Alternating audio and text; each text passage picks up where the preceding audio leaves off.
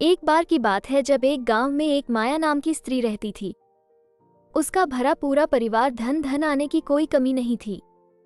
माया भी खुशी ही थी अपने घर संसार में, लेकिन कभी कभी अचानक बेचैन हो उठते।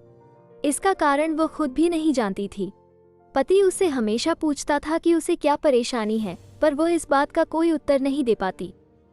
तीनों बच्चे बड़े हो गए थे, तीनों ही किशोरावस्था में थे। अब उनकी रुचि के विषय अपने पिता के विचारों से ज्यादा मेल खाते हैं। वे ज्यादातर समय अपने पिता के साथ टीवी देखने और दोस्तों के साथ बिताते हैं। माया चाहती थी कि उसके तीनों बेटे एक साथ कुछ समय बिताएं। अब वे तीनों ही बच्चे नहीं रह गए थे, धीरे धीरे भी पुरुष बनते जा रहे थे। एक सुबह माया ने अपने पति से कहा, क्या मेरी खुशी के लिए आप कुछ करेंगे?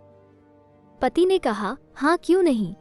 माया बोली, मैं एक बेटी गोद लेना चाहती हूँ और इस पर आप कोई सवाल जवाब मत करिएगा।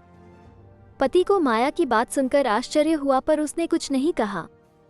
फिर माया ने तीनों बच्चों के सामने भी यह प्रस्ताव रखा।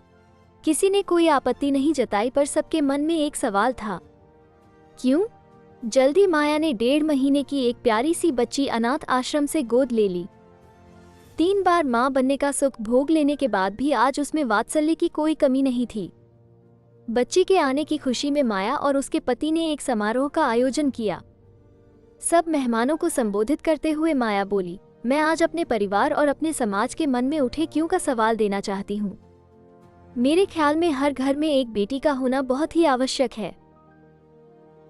बेटी के स्नेह और अपनेपन की शीतलता ही घर के सभी लोगों को एक दूसरे से बांधे रखती है। 3 बेटे होने के बावजूद मैं संतुष्ट नहीं थी। मैं स्वयं की परछाई इनमें से किसी में भी नहीं ढूंढ पाते।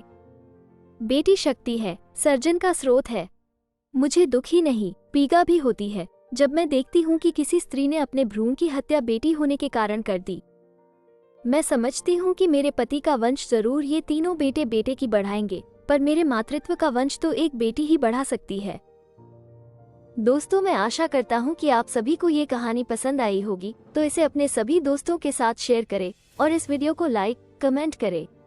और ऐसी ही प्रेरक और रोचक कहानियाँ के लिए आप हमारे चैनल को सब्सक्राइब करें। धन्यवाद।